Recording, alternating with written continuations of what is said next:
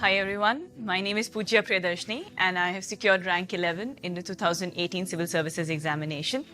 And a little bit about myself, I have done my BCom Honours from Shri College of Commerce in Delhi University. And then I went on to do a Masters in Public Administration from Columbia University in New York.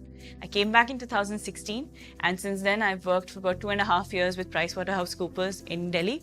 And then recently was working with the Reliance Foundation in Mumbai when the result came out.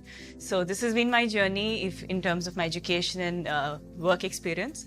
And while doing all of this, also I have of course pursued my passion for wanting to get through the civil services. And this has been my 4th attempt. So it has been a long journey. And so yes, I would like to talk to you a little bit about that. So as I mentioned, this has been my 4th attempt. I gave my first attempt in 2013 while I was preparing for my final year of BCom Honours in Shri College of Commerce. After that, I went on and did my Masters. I came back in 2016. I wrote the civil services, went all the way till the interview. I was in the reserve list. I did not qualify. And of course, that was a tough year, I would honestly admit. And that is when when I gave the attempt in 17, I did not clear the prelims. So, there was an up and then a complete low. And then I told myself, no, this is something I need to, get my act together and try once more time for myself. And that is when I decided to take the 18 attempt. And here I am. And it's, of course, a very good feeling. But yes, the ups and downs have been part of this journey.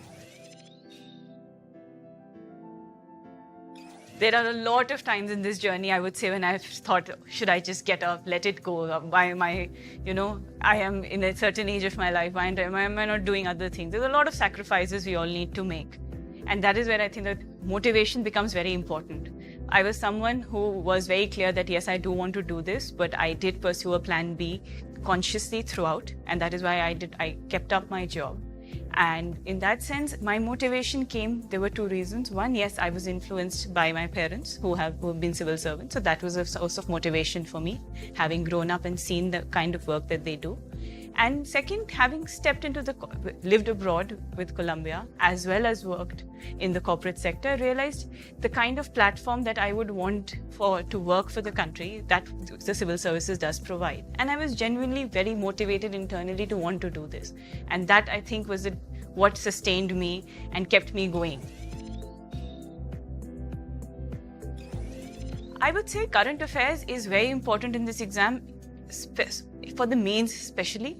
For the prelims, I would still say there was a lot of the static knowledge that I banked on for qualifying the preliminary examination. In the mains, yes, across the papers, including my optional, which was sociology, general studies is very important. And for that, I went out to the market and tried to figure out whether it's the monthly magazines or whatever is the general studies material available.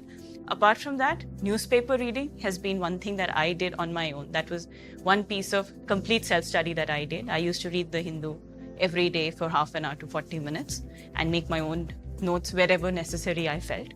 So you have to organize your general studies. It is a monster to the extent everything is general and there's everything you need to cover under the sun. But then if you look at the pattern, if you study the exam, you can, bring that down into certain sections and then break it down for yourself. Even for the interview stage, general studies is about awareness. It's not so much detail that is required at the mains and the prelims level. So the nature and the monster that you would call general studies also changes depending on which stage of the exam you are in. I actually thoroughly enjoyed paper 1 because I enjoyed history. It is still something I'm really scared about because there can be questions, whether it's from art and culture or ancient and medieval India, that can throw you off. But generally, whether it was world history, so I really enjoyed this journey of studying paper 1. It was not my most scoring paper, but it was a paper I enjoyed. I would say how I did better and well in papers was paper 2 because polity was something I think I had a good grip of. So for the 4 general studies papers, I had 108 in GS paper 1, 114 in paper 2, a 99 in paper 3, and 115 in paper 4. Yes, I did my BCom Honours from Shri. I went on to do a master's in public administration and then came back and picked sociology, both in 16 and in 18. That was the optional I went for.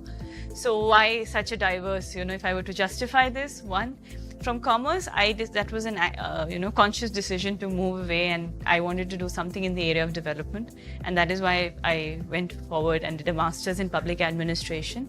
So at Columbia, the entire structure of that course is very execution driven. So when I came back, I did consider public administration, and I looked at the syllabus, and I realized that what we had done, our courses were more around, foundation courses were politics of policy making. So we were not trained, if I were to say, in the theoretical aspects of public administration. So it would have been as new a subject as, say, picking up sociology. So between the two, I look again, interest trumped what I have done in terms of my education. And I realized I would enjoy doing sociology more. And that's why I decided to go ahead with socio.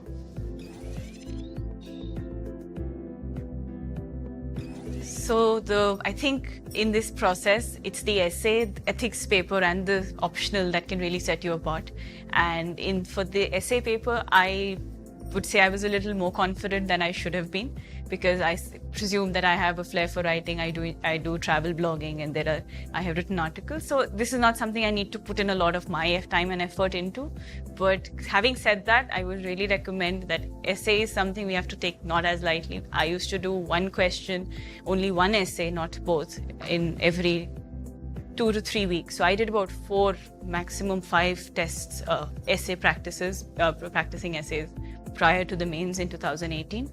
And the paper this time around, if you see, it was a tricky one, especially part B, was not something you can easily grapple with. So I picked a different topic. So when I looked at the question paper, I realized it's not an easy essay questions. And in part A, poverty was something I realized everyone was going to pick. So one strategy I adopted while I was writing the exam was, let me pick up something that is not something the examiner is going to see again and again. So I picked border management, and I picked the last of part B as well, which was a topic around reality does not conform to the ideal, but confirms it. So it was a more difficult topic. I had to think a lot about it. But these were the 2 I picked as a strategy, just so that I have a different perspective in my answer than if I were also writing on poverty. So that was one. Second, if you can and you have the time, like I stopped studying 2 days before the mains. That is how I would unwind. To keep myself fresh, I don't study just before the exam. I watched a few TEDx videos. I actually heard a few commencement speeches, because these give you nice ideas. They sometimes give you nice openings. They give you nice conclusions. So if you have that kind of time and if you are that person, this is something perhaps you can incorporate also while preparing for the essay, but practice and have someone else look at your essays. That is an important part, because we might not realize whether the flow is how it should be. It's not an answer writing for GS. So border management, for example, I was slightly afraid that this should not come across as a security answer. So we have to be aware of this part, that when you're writing an essay, it's a language paper also, apart from data that we put in. For paper 4, the one thing I realized, and I think because having done it in 16 and then in 18, I did try and figure out what was it that I missed out. Though I qualified the mains in both years, what was it different I can do? One thing I realized was that I restricted myself to, I thought GS paper 4 is going to be a general paper. You can study, it asks you about aptitude. Any one of us can really answer it, or a case study is very generic. So I did not put in as much practice, I would say, in 2016. In 18, I did 2 things. One, I really practiced my case studies.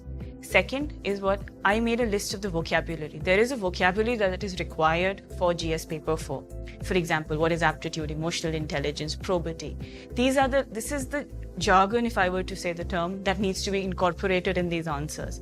So I made a vocabulary in my own words, not something I picked off Wikipedia, but actually made it in my own words, because they became my introduction in part A of that paper. And the other thing was examples. Because if you look at paper 4, things are such that you can never prepare for it completely. It is not that, there's like in paper 2, it's a question about Article 148, so I can go ahead and write everything I know about it. You will have to come up with examples. You will have to think of what makes your answer different while it's not so tangible in a sense.